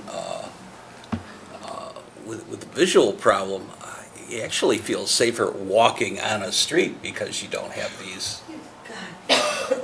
Actually, Bumps and- with a and two-year-old so- I think granddaughter, I walk Yeah, on well, the sidewalk all the now we're time. getting into People are gonna behavioral go- issues. People are gonna go where they feel the safest. Sidewalks. People go around, So, you know, people if you go want around people on railroad sidewalks- gates too. I mean, there are lots of behavioral issues. But I mean, you know, people are gonna go where they feel the safest, and so, you know, you make sidewalks as safe as possible. So they prefer it. Well, that's why I think, and Dave can contest to this, and he knows it, that whenever I walk, and if there's an unsafe sidewalk, You I tell us. report it in. Yeah. And I think that's our responsibility, and Bill's point is a valid one. There are trips and hazards and all that, but we need to let staff know where they're at, because And that's we why can't be everywhere. That 182,000 is an important component. As the number of sidewalk grows, the maintenance number. And I So, So it'll be reversed in the future. right, in the future, those numbers as we finish, when we actually finish. First ticket, you're gonna have 75 people in Village Hall. Fine. Guess Yeah. what? And I'll show a video of somebody having a trip and fall on a bad sidewalk and somebody getting hit by a car. And then I think that their $75 ticket's gonna be valid. There's nothing wrong with some kind of campaign saying, hey, we got these great sidewalks in Downers Grove, let's promote them, the bike paths and all that. Hey, you know, talk about promoting good news, promote them and encouraging people to use them and not walk on the streets or run on the street, but I would be hesitant to try to legislate behavior like that. No, but you know what, one thing, I'm not gonna get into that subject, but Sean makes a good point, though, Martin, a campaign like this might not be a bad idea. I think it's a good idea. But one of the big messages is not, look at the sidewalks you bought, but when you're out, well, we'd really like to maintain them. Right. And we don't have enough people to just walk all the sidewalks in town, so make sure you tell us Right. when there's a problem. Yeah. Actually, that's what I've been trying to say the last 5 minutes, is, no, is the But it fact sounds that. much better when we say it. It does, it really does, is the fact that I think we need to educate people that as they walk in the community, that they have to let us know where there are trip hazards.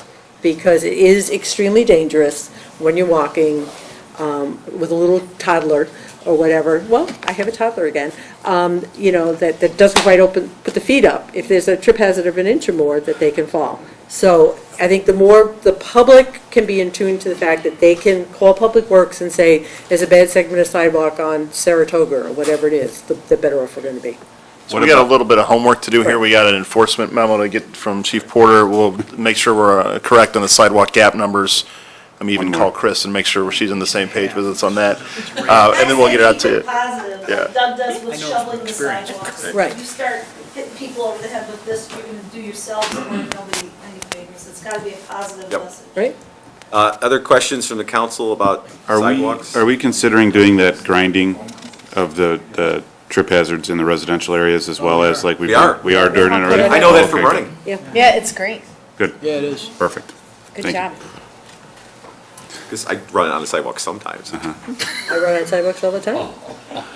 I don't run at all. Bad You knees. and me both, yeah. Before we go to questions Push from the the buggy. audience with respect to sidewalk, I just have a question for either Bob or Kurt. Now, if I'm being ticketed for running and I'm running at the time I'm ticketed, am I also going to get ticketed for fleeing the scene of a crime? Is that two tickets? That would be under revenue enhancement. Your Honor, he was running. He was running. This could be $1,000 Questions from run. the audience on sidewalks? Chris? I will keep it short because obviously it's easy to digress on this thing, but, Are you a runner or not? I used to be, I Okay. used to be. But, you know, in my mind, our roads aren't safe for drivers if people are walking in them. It's not just pedestrians, it's driving with people in the street and on blind hills and roads with bad conditions. So I guess I look at it a little differently than maybe others. I guess to clarify also, we have not done contingencies in over 5 years. We don't do the next sidewalk down. We don't plan for them, we don't budget for them. So to clarify, this extra money that we always have, we don't have, and it's not going, and I think you've heard me year after year saying, where's Plan B if it comes in under budget? Are we bidding him early? So I would like to ask that we consider going back to that because my math doesn't add up to yours, Nan, with the segments that we're showing right now, just over a mile next year. I guess my question would be, as recently as the 2010 current budget, 2011, we're showing sidewalks, new sidewalks as 315,000, not 300. But those CIP plans, I'm just looking at the 2010 CIP, projects this year to go up from the 285 to 315. We're spending another $25,000 in other services. When the 5 sidewalks in Clyde Estates that we had scheduled for this year, the design work's already done. So I see us spending more and more money. We have increased the road maintenance, just that one line, by the amount of money it will take to finish the whole entire matrix. And the question is, how far are we projecting out now? Because in our last LRFP, 2008, we said we were going to be done by 2013. Now projecting out, when are you looking at the buildable, not the unique projects, which also seems to have bypassed a little process in my mind with it changing over the last year. I didn't see it on any TAP agendas or up for any discussion, but the 6.7 doable miles, when do you project those to be done as of this date, 2011? At our current funding level, we're doing approximately a mile a year, so it seems like it'd be about 7 years. I got to tell you, I come here looking for the light at the end of the tunnel. Last year, the light at the end of the tunnel was the bonding issue. The light at the end of the tunnel is starting to look like an oncoming train. And I understand that they're not as simple as roads. They require those pesky neighborhood meetings. It's a huge time commitment that we don't see on other infrastructure projects. But that doesn't devalue the last 7 miles or the safety criteria that was used for the people on those streets. You are not hearing from 240 miles of unhappy people since the first one went in 1873.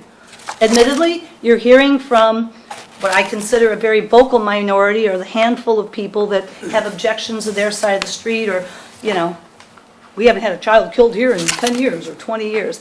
I just don't understand, and maybe the political discussion that was raised early is what it's become. But, guys, I mean, every year it's 1 step forward, 2 steps back.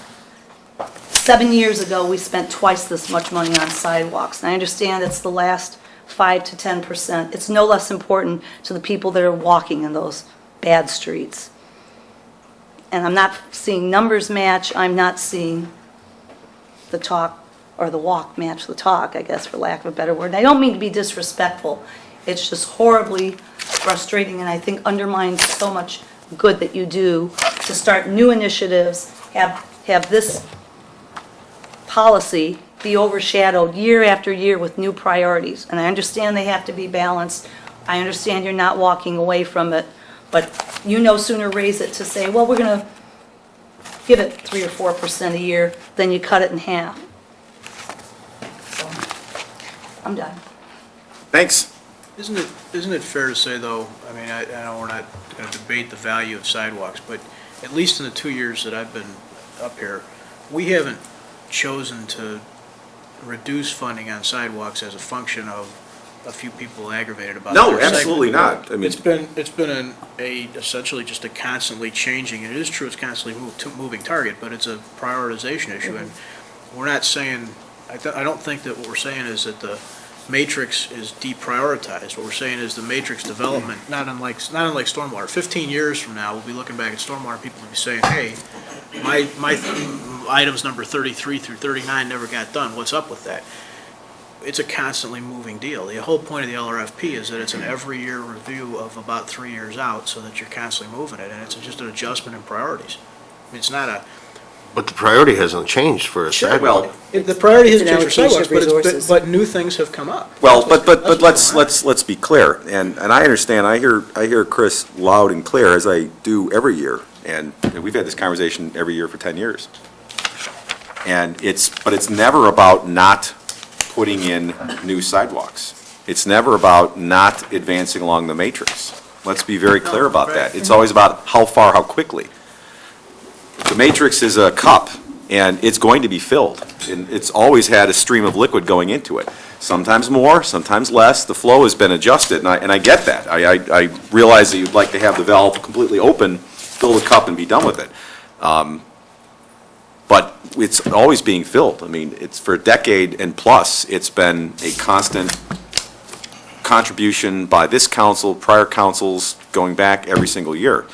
So I take a little bit of issue with it's been ignored or kicked to the curb, no pun intended, because we've always worked on it, just not at the same speed and rate. And I understand that. And that, we're this close, why not just put the dagger in the heart, kill the beast, and be done with I'm it? not even asking for that, it's not in the new bonding issue. We just increased road, is $100,000 off $1 million or $1.2 million I understand that. road maintenance, going to be felt as much as cutting another mile of sidewalks? That's a fair point. And again, just to put things in perspective, you're right. There's that perspective. Then there are some people, and it's a minority, who say, don't do them at all. You should have stopped this 5 years ago. But we haven't. It's council after council after council has continued along this path, again, no pun intended, and continue to contribute towards it. Can we do more? Should we do more? If possible, within reason, I would say yes. But it's always about trying to balance different competing needs. This is the first meeting. Well, what shouldn't be, I mean, I guess, I wouldn't want anybody to take away too strong a message from any one conversation. When Nan says, okay, we got 7 miles, so $1 million a year in 7 years, that could easily be 3 or 14.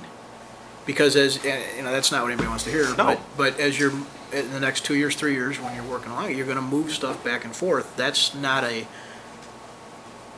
deprioritization of the concept of sidewalks. Oh, I agree. I mean, we've made adjustments on stormwater projects. No one would suggest that we've lost our way with respect to the priority there. Obviously, we've changed priorities with respect to streets. I mean, it's in flux. But personally, I never viewed it as a project that we're fully intending on completing. It's a question of when, not if. But I hear you. Let me ask one other question. Have we exhausted our options on grant funding for Ogden Avenue? I mean, I know we've gotten them before, Lyle, Naperville, all have received millions of dollars. Nan and I have talked about this with lists I've sent to both of you, of the millions of dollars that went out in, including residential sidewalk areas in the last couple of years. Is that Ogden Avenue right-of-way acquisition, is that the only option funded out of this summary, as opposed to TIF or other grant options? Is that something, this is the only place we can spend the money to buy that? No, from the staff perspective, we've never exhausted our efforts on grants. There's always another grant opportunity somewhere. We rigorously pursue grant funding in all areas, as we do with sidewalks. So the answer, is it exhausted? Never.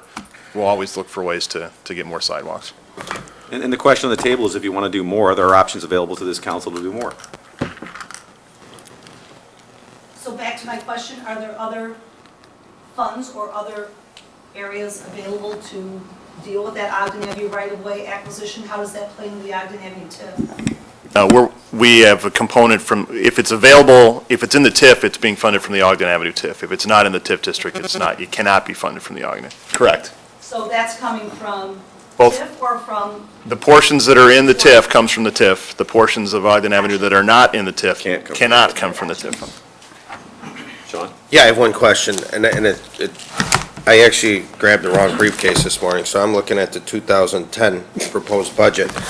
But the reason I bring this up, and it has to do with what Chris said, is that if we look at the projections going out for year 13 and 14, we have it as 307 and we have it as 315 and 14, but in 10, staff had it at 350 for 13 and 385 for 14. Why such a dramatic decrease in future budget spending?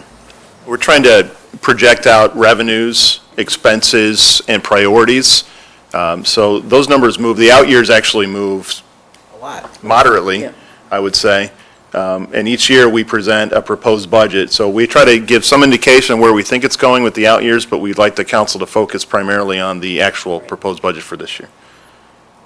And there's a lot of direction, you know, from the LRFP into what staff's got in front of us. This has come from us talking for 4 meetings or whatever. And nobody jumped up with any sort of gathering of momentum out of the 7 of us and said, let's make sidewalks 500,000. We certainly could have. That's, But then we would have raised it. Well, there's another conversation we'll be having later that may factor into that. yeah, right. So- But I mean, it's not, this isn't like staff isolated delivered to us. This is, we told them Right. over 4 meetings is how we wanted to set this stuff up. Right. I think the easiest thing to do is if sidewalks are important, what we need to do is get an end date. I mean, the end date seems to always be increasing because we're doing less because dollar is not there and there's cost of material is greater than 2010, blah, blah, blah. But if we really want to get this done, we should just have a specific end date and say 2020, sidewalks are done. We can do that, and again, I'll go back to the conversation we're gonna have later. It could be very well part of that. It could be tied to that, I presume, and you could say, Yeah. we're gonna issue X based on Y, and we're gonna have that date, and we're gonna back into it. Sure, we can do At that. the beginning of this, Dave was making a big point on one of the first 2 or 3 slides, that this budget does not represent, this budget represents out of existing revenue Yes. streams. I understand that, Well, Bob. so the idea of I understand bonding, that. it's not that it's not in the But if bond, we're there is no serious bond. about something, then we should put an end date to it. And typical government is it's always being extended. And I'm not saying here, I'm saying across the board. We'll do it tomorrow. We should, if we're serious about something, which we have been, we've shown we are, maybe we should just say sidewalks are gonna be completed in 2020 or 18. Well, that What could be could part of they? the bonding conversation, and we can work back from it very easily. They can say it's gonna be whatever years it's gonna be, consistent with, You know, I hear staff manpower, about and why they that- do that it, can be but, done. you know, I mean, it's, But it priorities doesn't make any change, sense and with you our have to projections. really look at the big picture, and you can't just, Well, no, but I'm saying, as part of that bonding conversation, you could say, Sure. we know how much it's gonna cost, we know what we can do every year, and you can factor that into that bonding discussion and back it in from 2015 or whatever it is and say it's gonna be done, because you're gonna dedicate the funds to it. We can do that, Sean, folks. you're right. You heard me say at that one LRFP that I thought we should bond, in the new bond, we should complete the matrix. And then I wanted to develop a new matrix for 2 sides, just to drive everybody crazy. But we haven't finished that bond discussion. That's right. This doesn't reflect any consideration of bonding. It just reflects a 2011 versus 2012 decision about how much we've got in our right. operating budget to That's right. spend on sidewalks. That's all it's in here. So when we have that conversation, please bring it up. We can do that. But I also agree with Becky in that this is very fluid. Sidewalks are important. We have sidewalks, I love my sidewalks. I walk on my sidewalks. But for someone whose house is flooding, for someone whose street is deteriorating, their priority may not be a sidewalk. Their priority may be having that flooding fixed or this. And I know all of this is important, but our job is to prioritize how it is. And I think what we've done with the long-range financial planning process is to start that planning to go forward.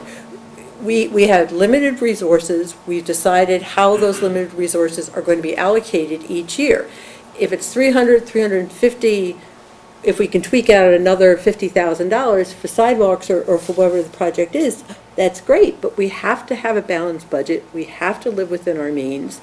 And, you know, that's our job. It's a very difficult job, and it's not a happy job. That's right, but my point is, we're gonna have a bonding discussion. Well, and I understand that. bonding discussion can be this, or it can be that. And if we want to do what Sean's suggesting, then that can be taken into account. But I So- guess, as I've said throughout all of this, is But there's a folks gotta limited, know, right? there's a limited amount of money, I think, that we Okay. can, force is not the right term, but I use it for lack of a better word, we can force on people. If it's 25 million or 26 million, it has to be paid back. And who's going to pay it all? Us, the taxpayers.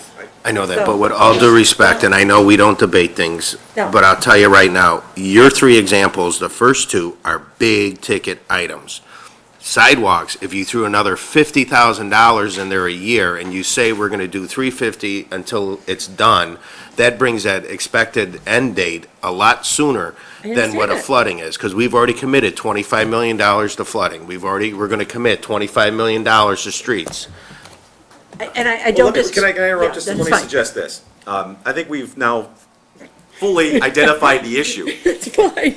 and it's gonna be part of that next conversation. that's fine. So it's on the That's fine. table, we'll have that conversation. That's fine. Well, or, yeah, and if anybody here has, this is meeting one. If anybody Yeah. here wants to say, hey, please do this next time. Right. that's- Yeah. throw it in That's the- all throw I'm it in the saying, hopper. is that, Yeah. bring it up at the next meeting. And I think that was the idea of getting the numbers on the Yeah. gap, is that maybe an extra $50,000. Yeah. And is it something that we want to do? Perhaps it is, and I would encourage it. We could do that. That we could do that. So I think that's part of this process. I'm gonna throw one thing in there. I know you guys want to move on, but Reflectors on shoes. if you start, They if get you a start to job? talk about $50,000 more here, you also have to think about where the other $50,000 is gonna come from. I So just understand. keep that in mind. I I know that's understand. Not budgeting making that 101. I don't need decision to here, tell I'm all of us just here, saying but that's that's the the question will be on the consideration. table. Based on this discussion, which is actually I know. very helpful, is what we'll do is we'll come up with a couple policy options for funding of sidewalks and the trade-offs that are involved in the short run, i.e. 2012, and the long-term options of how we use, scarce resources for infrastructure can come up during the bond issuance in 2012 that frankly will affect the 2013 and 14 and 15 budgets. So we'll get to work on this for you. That actually concludes our presentation of the capital portion of the proposed FY12 budget. All right, thank you very much. And now we are off schedule, so let's take a little break. For those of you who want to do something different during the break, you can actually venture into the apparatus bay to look at a new ladder truck that arrived yesterday. And that's where you're gonna say You know, $50,000, Tony's growing Jeff. on trees in my backyard, if you want to come over. Is it? Some of that. All right. This discussion, I thought we agreed that trees were more important.